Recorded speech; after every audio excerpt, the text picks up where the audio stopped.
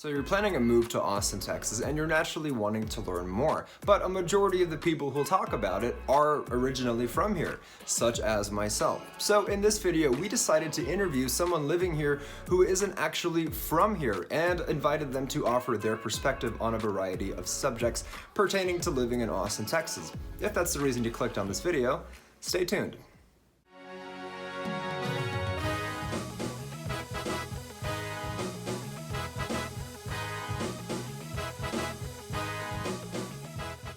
Hey again everybody, this is Frank with the team of agents at JP Goodwin Realtors. Each and every week we put out tons of new content about living in Austin, Texas, the good and the bad. So consider subscribing if you haven't already and ring the little bell to get notified whenever we put out a new video. In addition to that, we love the reach outs we get all the time from people just like you in need of our help relocating to Austin, Texas. So keep them coming, don't hesitate, whether you're 9 days away or 90.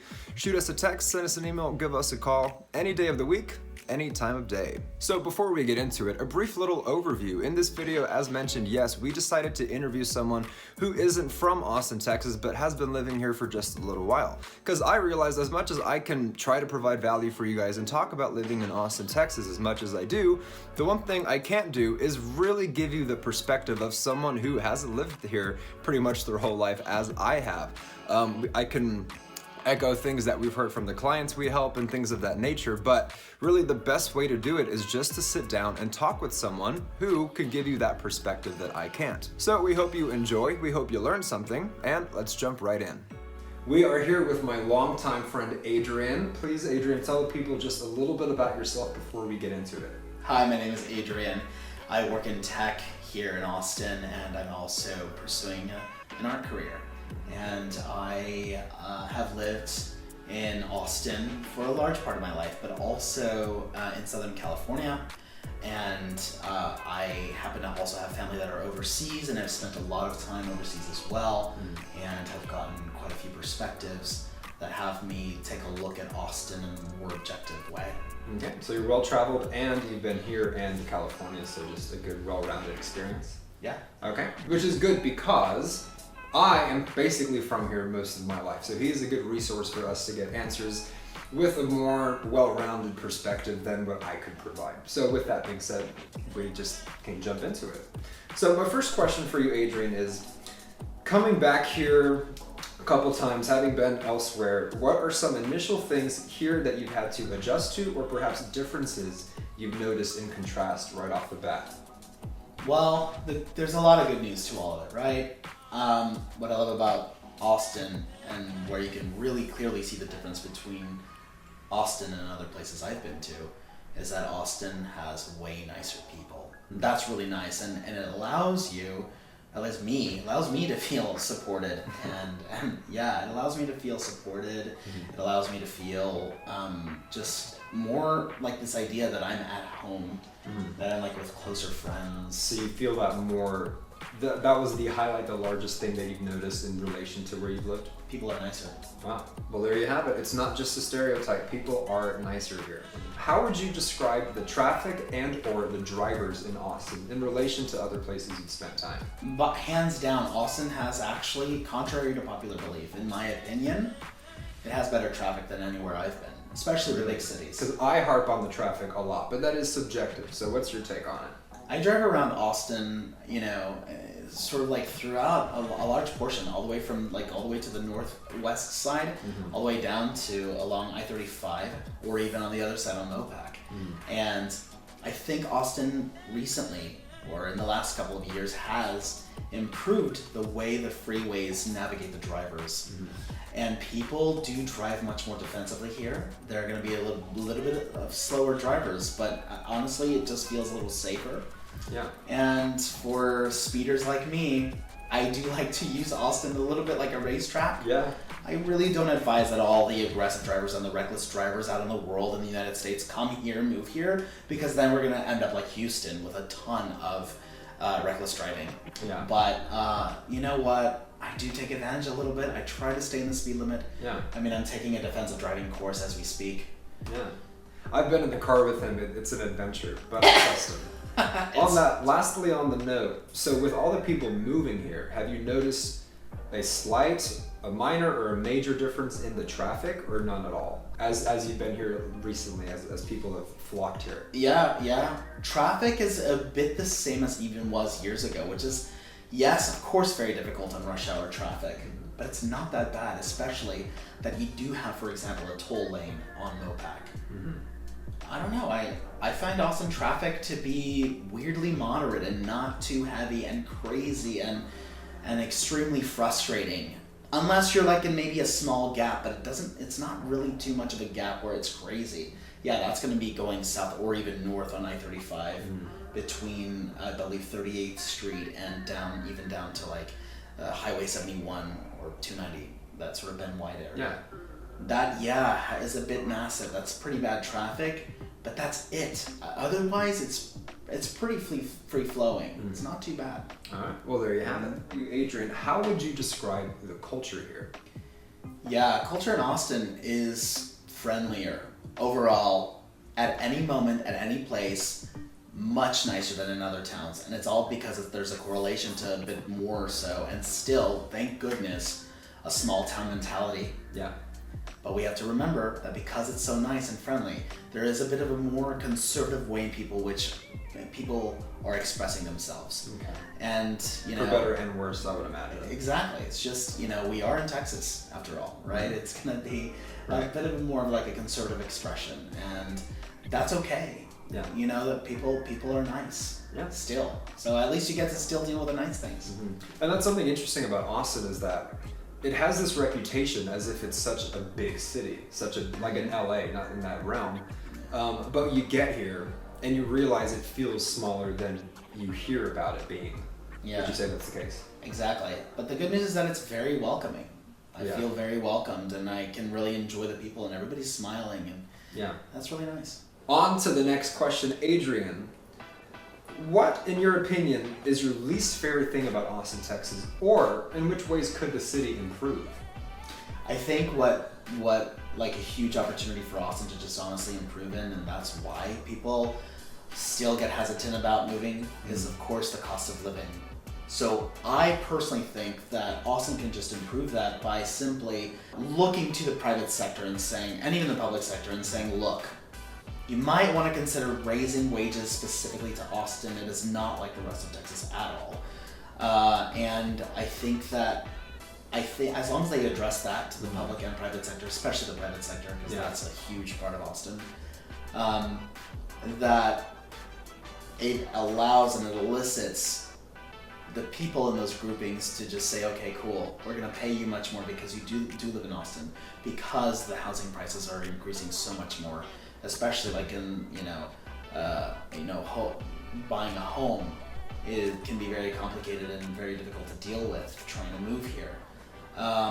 And we also have the problem of homelessness here, even though recently homeless people have been taken off the streets, doesn't mean that they're going away. Yeah. And they're really dealing with tough situations. Yeah. And the funny thing is, we've noticed examples from other cities and locations in the United States where they provided housing for the homeless, that the city or the location definitely deals with spending less on regulating the people who are homeless. And then we have places to live, we have opportunities to really grow, because Austin's not going to stop growing. So I think that if we improve both the way in which the public and private sector see their wages to match the demands of Austin, and improving the homeless, I think that we could be quite a beacon. Yeah, okay.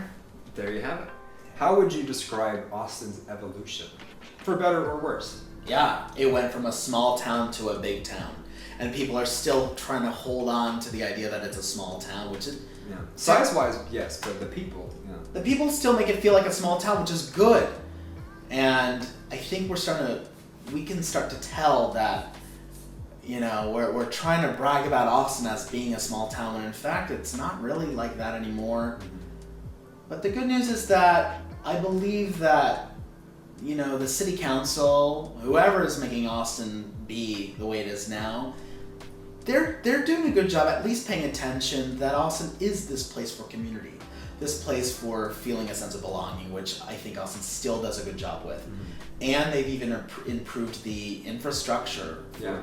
Honestly, it has been like that, and I'm very happy to see that the infrastructure is improving, that traffic demands are now being eased and regulated in a much nicer way. So, but you feel that feeling is changing, the one that you like about it being kind of small.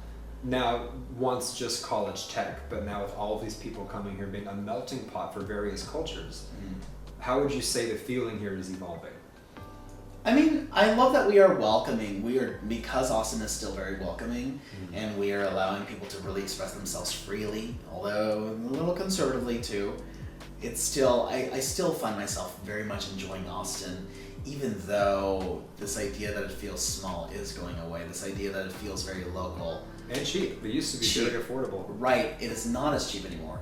Things do feel a bit more corporate. It's a little bit overthought. There's sort of like an overthinking thing that's happening now with like the It's less organic, perhaps. Right. Yeah. I think my avocado toast clearly is now $11 instead of it being $5 like it used to be. Yeah. You know? Yeah. There you have it. Adrian, do you see yourself staying in Austin, Texas long term? If so, why? If not, why not? Yeah, the short answer is no. But it doesn't mean that I'm gonna stay here for like a month. I think that Austin is really good at being a stepping stone town. I think it's definitely very good for the idea that I can incubate my career, how I'd like to expand it. Going from a big fish in a small pond, then being able to, grow and be that big shark in an ocean full of sharks that are the big cities, whether that be Los Angeles or New York. Or Chicago, or even France. Or France, exactly. He has an affinity for France and family. Yeah, very, very, very lucky to have my family in France. So Austin, in your eyes, is much more of a stepping stone than a final destination? Absolutely. I don't think that Austin's much of a final destination town unless you're very much interested in growing a family here and sustaining, I think, a very good life for your family and for even your relationships. I think that Austin is very good for that.